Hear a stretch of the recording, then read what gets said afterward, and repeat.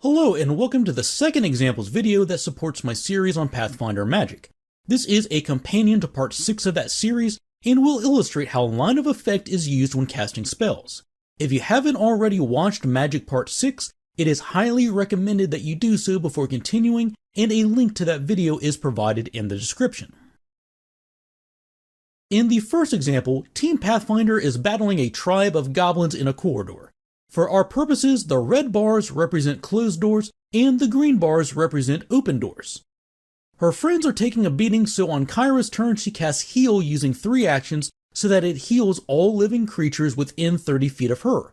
This is a 30-foot emanation centered on her square and again heals all willing creatures within that range.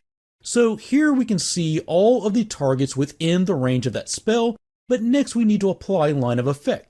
In order for there to be line of effect, there must be an unobstructed path from the point of origin, which in this case is Kyra, to the target. When debating if there is line of effect, I like to apply the flashlight rule, which says if Kyra could shine a flashlight on a target from where she's standing, then there is line of effect.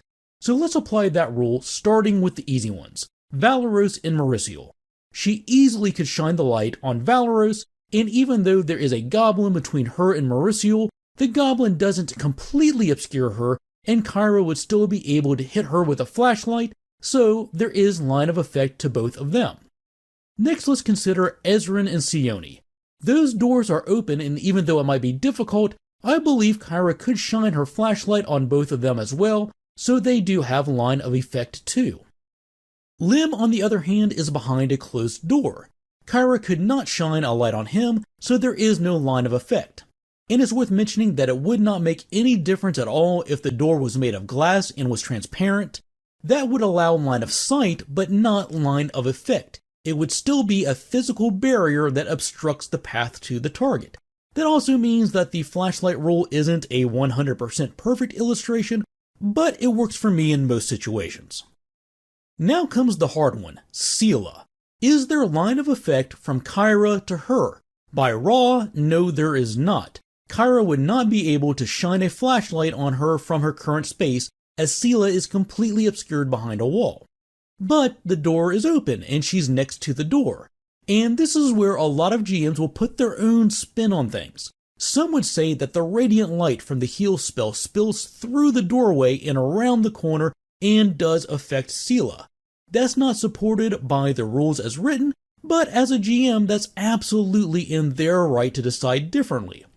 And last, what about the goblins? There is clear line of effect to several of them, but will they be healed too?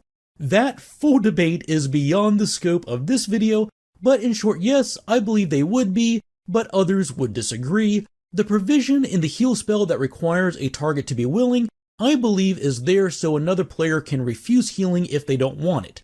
For example, barbarians have abilities that give them special benefits while being at less than 50% of their hit points, and that barbarian player may become upset if they're forced to accept healing from the party's cleric.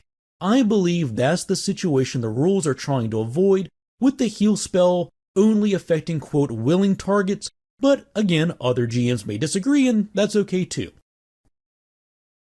In our next example, Kyra casts Sound Burst to attack the goblins. Sound Burst is a 10-foot burst area attack with a 30-foot range.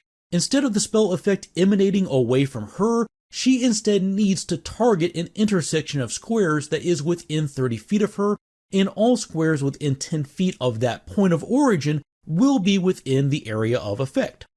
For example, if she wishes to attack the goblins to the left of her, she might target this intersection, which is both within 30 feet of her and is unobstructed, so it is a valid target. And the sound burst would originate from that point and affect everything within 10 feet of it, as we see here. But then we need to adjust for line of effect from the point of origin to each of the goblins. These 3 have clear line of effect to the point of origin and would be affected by the spell. The northern goblin is behind a closed door, which means there is no line of effect to them and would not be affected by the spell. Now that might beg the question of, is the door damaged, and if it is destroyed, would any damage left over pass on to the goblin standing behind it? and that's a longer discussion that's beyond the scope of this video, but the rules specifically use an example of a fireball spell and says that a door would stop all damage from it from passing through, but each GM is free to roll however they believe is most appropriate. Now that just leaves the goblin in the bottom left. Is there a line of effect from the point of origin to that goblin? If someone was standing on the point of origin, could they shine a flashlight and hit this goblin?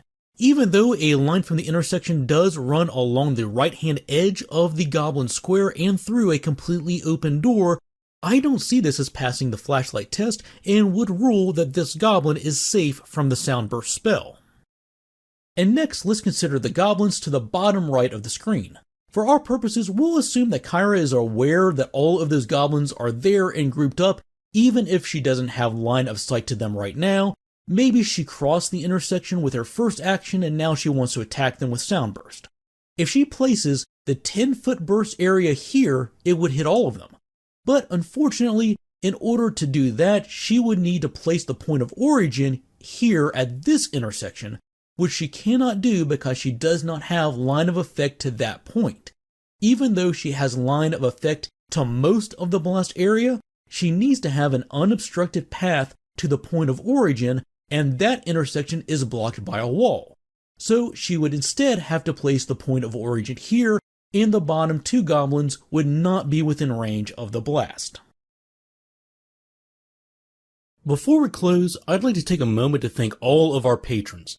These videos would not be possible without their continued generosity and support. Members of the Basics for Gamers Patreon community receive special benefits, like getting to vote on the topics that we cover in the future, and also they get to see these videos 1 week and ad-free before everybody else. Visit the link shown on the left of the screen and in the description if you'd like to know more about becoming a patron. If you would like to support this channel and help it grow, the easiest way to do that is by subscribing and clicking the bell icon so you get notified when new videos release. And we can always be reached through our Twitter and Facebook pages too. Thanks for watching, take care, and we will see you soon with more Basics of Pathfinder.